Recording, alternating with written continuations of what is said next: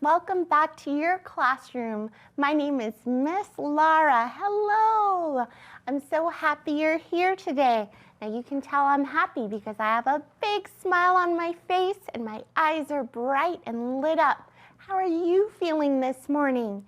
I hope you're just as happy as I am. Now this week we're learning all about feelings, and another word for that is emotions. So I'm going to put another magnet on my board here to make two. So I have one, add one, together that makes two. That's right, because today is day 2 of our study of feelings. Now today we have another book that's about a monkey who's having a very not so great, horrible, terrible, awful day. Do you ever have any of those? Yeah, me too. So we're going to learn about all of the monkey's adventures, learn some new vocabulary words. Then you're going to help me label some of the feelings that were in the story. So get your writing tools out because we're going to be writing the beginning sound. After we do that, we're going to go over to the project place where I'm going to show you how to create feelings on a Play-Doh mat. And I'm going to tell you different stories. You're going to try to guess how the person might feel. So are you ready to get started? With the song, of course. Do you remember our song? It's a feeling song in English and then one in Spanish. Now in the English version, they call feelings emotions, and they list off a few. You'll see me make faces as I say them. You try to copy me. All right, you ready? Happy, proud, surprised, and sad, anxious, calm, confused, and mad, upset, shocked, confused, and glad. These are some emotions: lonely, thankful, safe, and shy, nervous, silly, terrified, cheerful, fearful, sometimes tearful. These are some emotions. Can you think of any more emotions or feelings? Yeah, you can add them to the song, just change the words. Now we're going to learn some Spanish. So I told you corazón is heart.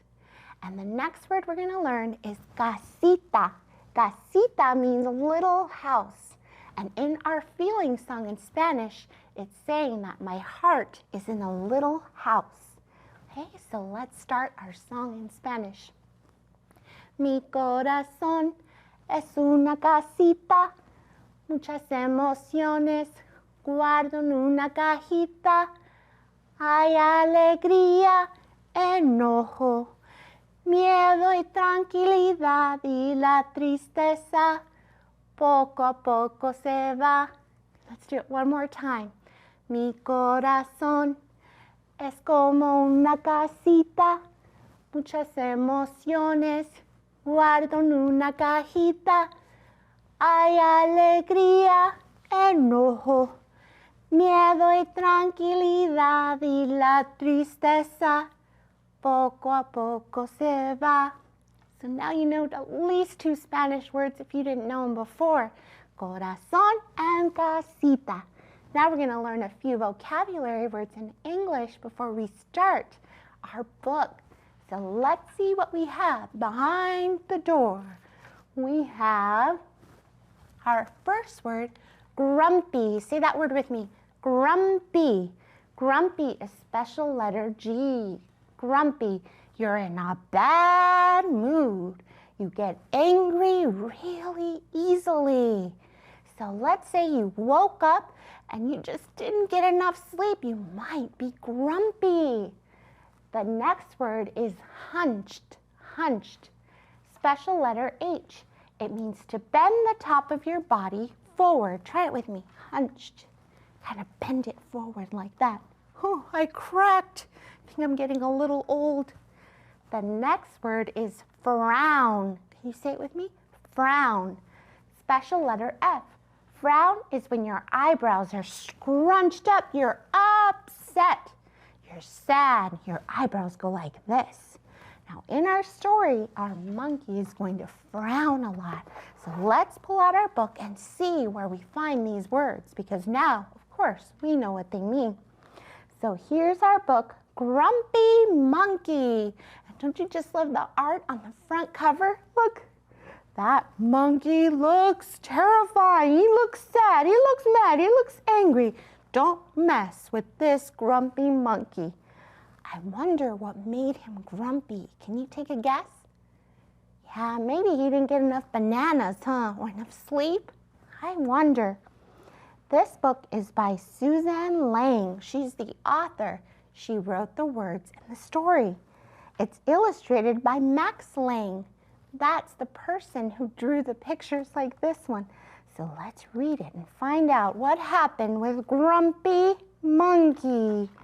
All right, here we go. Here we go. Here's the front. Grumpy Monkey. One wonderful day, Jim Pansy woke up to discover that nothing was right. So there he is, awake. But does he look very happy? Nope. The sun was too bright, the sky was too blue, and the bananas were too sweet. Not having a good day, huh? Jim was confused. He said, "What's going on with me?" "Maybe you're grumpy," suggested Norman from next door. So there's Norman getting some bananas, and to him the bananas taste just right, but not to Jim. "I'm not grumpy," Jim insisted. So there he is. Poor Norman just trying to help. And Jim said, "Not grumpy," in a mean way. Is that a good way to treat a friend? On his walk, he met Marabou. "Jim's grumpy," Norman told Marabou. "Why are you grumpy, Jim?" asked Marabou. "It's such a wonderful day." "Grumpy? Me?" said Jim. "I'm not grumpy." "But look at how you're standing." "It's true," said Norman. "You're all hunched." Remember, hunched means you're kind of bent over, and look, he's hunched over right here. So Jim loosened up. So there he is, loosening up. Then he ran into Lemur. "Jim's grumpy," Norman told Lemur. "Why are you so grumpy, Jim?" asked Lemur. "It's such a wonderful day." "Grumpy? Me?" Of course, we know what he's going to say. Can you say it with me? "I'm not grumpy." But your eyebrows look grumpy," said Lemur. "It's true," said Norman. They're all bunched up. And remember, we talked about being grumpy is your eyebrows being bunched up and maybe you're hunched over. So Jim raised his brow. So what is Jim trying to do in this story? All of his friends are telling him that he looks and seems grumpy, so he's trying to change that. I wonder if that's going to change how he feels inside. Then he tripped over Snake. "Oh no," said Norman. "That's the last thing you need when you're feeling so grumpy." "Grumpy me," said Jim. Say it with me. "I'm not grumpy." Then why that frown?" said Snake. "I think it's because he tripped over you," said Norman. So Jim put on a smile. So now Jim is loosened up, his eyebrows are raised, and he puts on a smile. I wonder if he's not going to be grumpy anymore. Well, there he is. How does he look? Can you make a face like that? Jim looked happy, but he didn't feel happy inside. And that's true, right? When you're feeling sad, sometimes just smiling doesn't help. You have to find out what's making you sad. So let's see what Jim does. Everyone wanted Jim to enjoy this wonderful day. "You should sing with us," said the birds. Da la la la la. But Jim didn't feel like singing. There he is, all hunched over on top of a rock, and he's even turning red. When an illustrator, the one who draws the picture, uses red, it's usually to show anger. So I think Jim is getting angry. "You should swing with us," said the monkeys. Jim didn't feel like swinging. "You should roll with us," said the zebras. Look at, they're rolling. But of course, Jim didn't feel like rolling. "You should stroll with us," said the peacocks. But Jim didn't feel like strolling. "You should lie in the grass." Look at the lion. Do you think Jim is going to agree? Nope. "You should stomp your feet." Let's see. But Jim didn't feel like doing any of that. "Why are you grumpy, Jim?" asked the others. "It's such a wonderful day." Now look at these words. They're big black words, and it's all red. Remember I told you the illustrator uses red to show anger? And look at Jim. Looks like he's screaming them. Now think back. What has Jim said when everyone's questioning why he's grumpy? You can read it with me. He says, "I'm not grumpy." He even pounded his chest. Oh, he's real mad. And he stormed off. There he is storming off, and his friends are like, "What happened with Jim? We're having such a good day, and there he goes walking away. I just don't get it." Jim felt sorry. A little sorry for his shouting. He shouted at everything and everyone, but mostly sorry for himself. I guess I am grumpy," he said. And just as he was starting to feel really sad, he came upon Norman. Norman was slumped. So this is Norman. His eyebrows were bunched up and he was frowning. So how was Norman feeling? Yeah, probably grumpy. "What's the matter? Are you grumpy?" asked Jim. "No, I danced with Porcupine," said Norman. "Oh, look, I see the problem. Do you see that? What happened when he danced with Porcupine? I think he got stuck with some quills. Let's see. Are you okay?" asked Jim.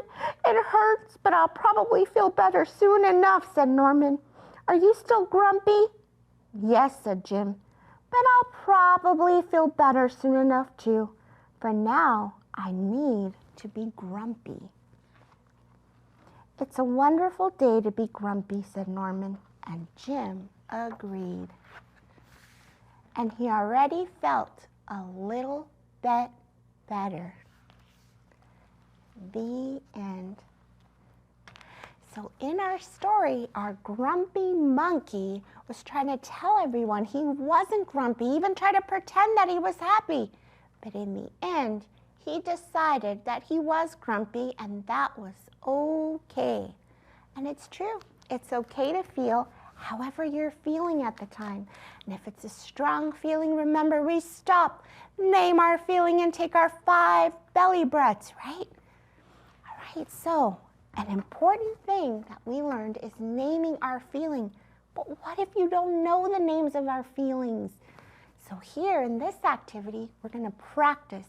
So I have chimpanzee, and our activity is called How Does Jim Feel?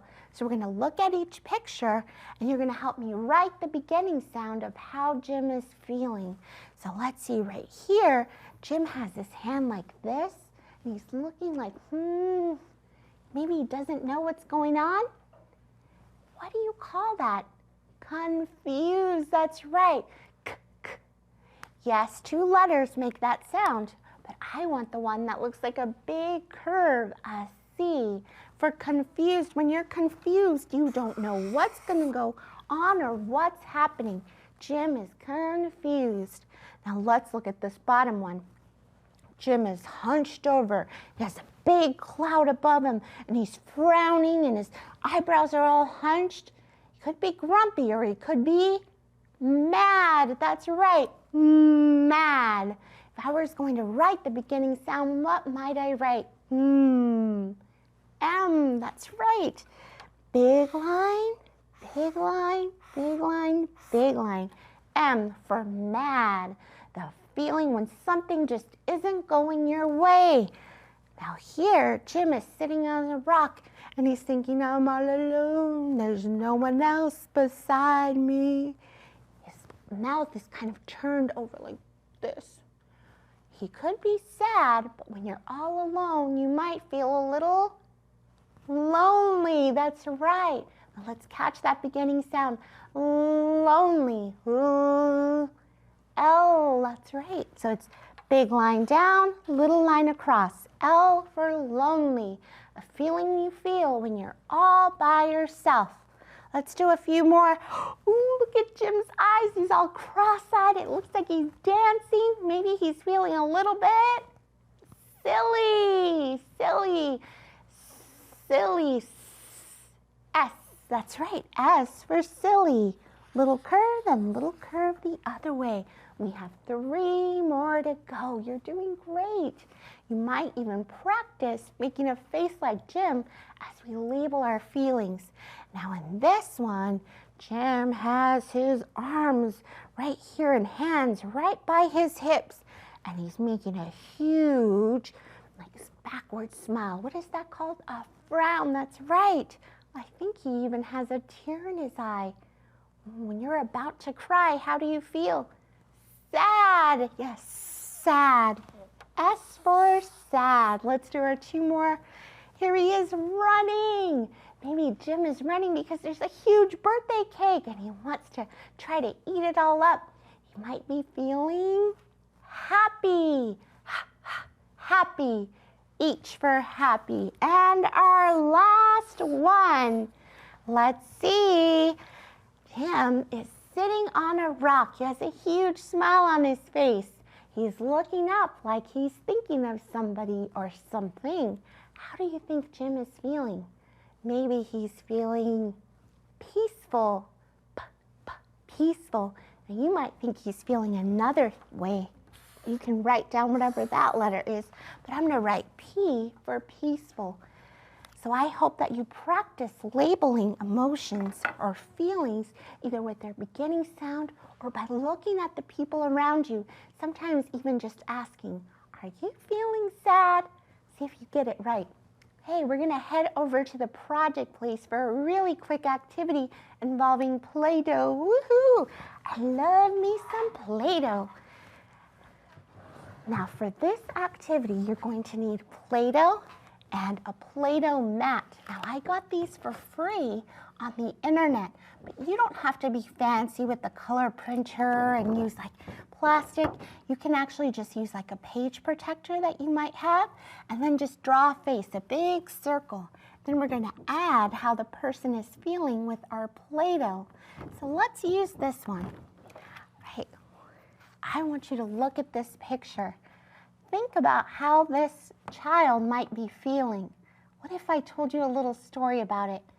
This student or child was having a wonderful day. It was field day and they got to play their favorite game outside with water balloons. How do you think they're feeling? Yes, happy. How do you know? She's smiling, her eyes are bright. So let's make this happy face right here on our model. I'm going to use some white Play-Doh. Now I love using Play-Doh because it's not only about the learning that's happening with the Play-Doh, but it also allows for some fine motor skill development because as you knead the Play-Doh like this, you're really using your finger strength. And think about how you hold a pencil. You really need to have those muscles well developed.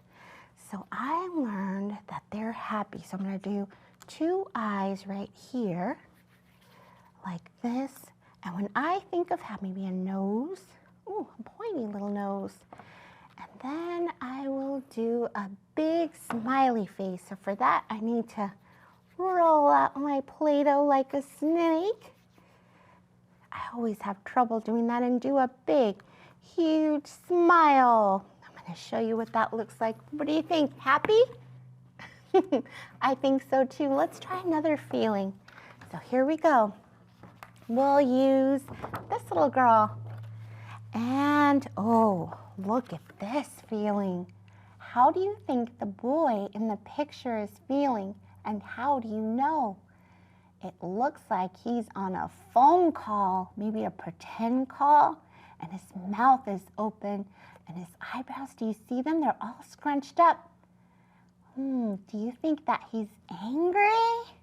I think so too. I think he's angry. So let's make an angry face right here. I'm going to use my blue Play-Doh.